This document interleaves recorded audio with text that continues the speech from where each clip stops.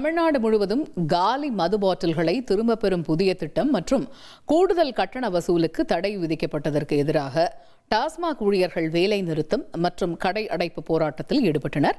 இந்த திடீர் போராட்டங்களால் பல மாவட்டங்களில் மதுக்கடைகள் திறக்கப்படாததால் மதுப்பிரியர்கள் கடும் அவதிக்கு உள்ளாகி இருக்கிறார்கள். இது பற்றி விவரிக்கிறார் எமது செய்தியாளர் தாயுமானவன். தமிழகத்தில் முதலமைச்சர் விஜய் தலைமையிலான ஆட்சியை பொறுப்பேற்ற பிறகாக டாஸ்மாக் நிர்வாகத்தில் பல்வேறு மாறுதல்கள் என்பது கொண்டு வரப்பட்டிருக்கிறது.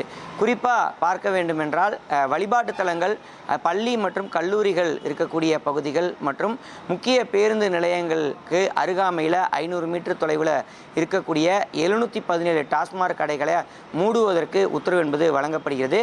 அப்போதே டாஸ்மாக் ஊழியர்கள் தரப்பில் ஒரு எதிர்ப்பு என்பது கிளம்பியிருந்தது. என்ன அப்படின்னா, மூடப்படக்கூடிய அந்த டாஸ்மாக் கடைகளுக்கு மாற்றாக அங்கு பணிபுரிந்த ஊழியர்களுக்கு மாற்றுப்பணி வழங்க வேண்டும் என்ற ஒரு எதிர்ப்பு என்பது கிளம்பியிருந்தது. அதன் அடிப்படையில் பார்த்தோம் என்றால் தற்போது வரைக்கும் 430க்கும் மேற்பட்ட கடைகள் என்பது அடைக்கப்பட்டிருப்பதாக தகவல்கள் இருக்கின்றன. இந்த 430 கடைகளில் பணியாற்றிய பணியாளர்களுக்கு மாற்றுப்பணி என்பது டாஸ்மாக் நிர்வாகத்தின் தரப்பில் வேறு சில கடைகளுக்கு வழங்கப்பட்டிருக்கிறது. இது ஒரு புறம் இருக்க, டாஸ்மாக் கடைகளில் பாட்டிலுக்கு 10 ரூபாய் முதல் 20 ரூபாய் வரைக்கும் எம்ஆர்பியை விட கூடுதலாக வசூலிக்கப்படுவதாக தொடர்ச்சியாக கடந்த காலங்கள் முதல் குற்றச்சாட்டு என்பது குடிமகன்களால் முன்வைக்கப்படுகிறது. அவ்வப்போது கடையினுடைய பணியாளர்களுக்கும் குடிமகன்களுக்கும் இடையே இது தொடர்பான கருத்து வேறுபாடு ஏற்பட்டு சண்டை சச்சரவுகள் ஏற்பட்ட காட்சிகளையும் தொடர்கதையாக நம்மால் பார்க்க முடியுது. இப்படிப்பட்ட நிலையில தான் புதிதாக அமையப்பட்டிருக்கக்கூடிய முதலமைச்சர் விஜய் தலைமையிலான அரசு எம்ஆர்பியை காட்டிலும் கூடுதலான விலைக்கு விற்பனை செய்யக்கூடாது என்ற ஒரு உத்தரவை டாஸ்மாக் நிர்வாகத்தின் மூலமாக சம்பந்தப்பட்ட கடை பணியாளர்களுக்கு வழங்குகிறாங்க. இப்படிப்பட்ட நிலையில் கடை பணியாளர்கள் தரப்பில் பல்வேறு குற்றச்சாட்டுகள் முன்வைக்கப்படுகிறது. குறிப்பாக கடையினுடைய இயக்க செலவுகள், அதாவது கடைக்கான அந்த மின்சார கட்டணம், அதேபோல் கடையில் இருக்கக்கூடிய பராமரிப்பு சேவை கட்டணம், அது மட்டும் இல்லாமல் அந்த பாட்டில்களை எல்லாம் சேகரித்து வைப்பதற்கான இடத்திற்கான வாடகை, அதேபோல் பாட்டில்களை சேகரித்து வைப்பதற்கு தனியாக சொந்தமாக தன்னிச்சையாக ஒரு ஊழியரை நியமிச்சிருக்கிறாங்க பல கடைகளில். அவர்களுக்கான ஊதியம் உட்பட இயக்க செலவுகள் பலவும் இருப்பதாகவும், இவற்றை அனைத்துமே அரசே ஏற்கக்கூடிய பட்சத்தில் இந்த கூடுதலாக அந்த பாட்டிலுக்கு 10 ரூபாய் முதல் 20 ரூபாய் வாங்கக்கூடிய நடைமுறையை கைவிடுவதாகவும் பலரும் முன் வந்திருந்தாங்க. தற்போது வரைக்கும் அந்த இயக்க செலவுகளை ஏற்றுக்கொள்வதற்கு அரசின் தரப்பில் எந்த ஒரு உத்தரவும் வழங்காத ஒரு சூழலில் தொடர்ச்சியாக தற்போது டாஸ்மாக் கடை ஊழியர்கள் தன்னிச்சையாக தங்களுடைய கடைகளை மூடக்கூடிய சூழலுக்கு தள்ளப்பட்டிருக்கிறாங்க. பெரும்பாலான கடைகள் தற்போது தமிழகத்தில் மூடப்பட்டிருப்பதை பார்க்க முடியுது. குறிப்பாக கொங்கு மண்டலத்தில் ஈரோட்டில் இருக்கக்கூடிய டாஸ்மாக் கடைகள் அனைத்துமே மூடப்பட்டிருக்கின்றன.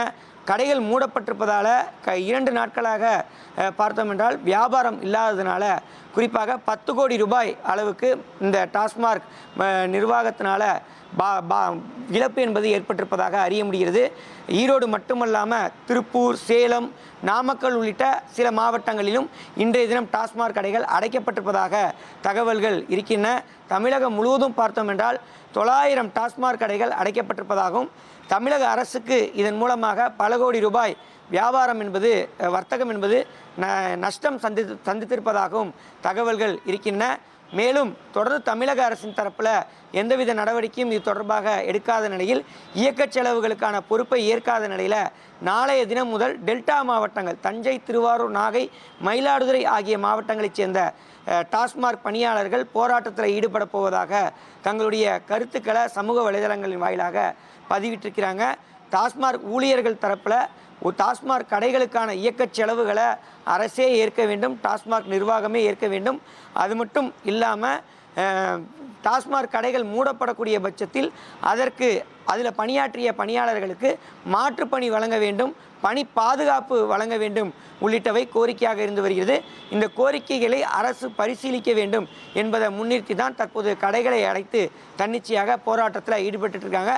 இந்த போராட்டத்தினால அரசுக்கு பல கோடி ரூபாய் வருவாய் இழப்பு என்பது ஏற்பட்டு வருவது குறிப்பிடத்தக்கது.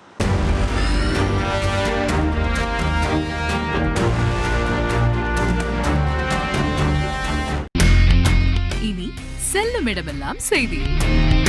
தந்தி டிவியின் வாட்ஸ்அப் சேனலை ஃபாலோ பண்ணினா செல்ல இருக்கும் இடமெல்லாம் செய்தி. இதோ QR கோட். இப்பவே ஸ்கேன் பண்ணுங்க, ஃபாலோ பண்ணுங்க.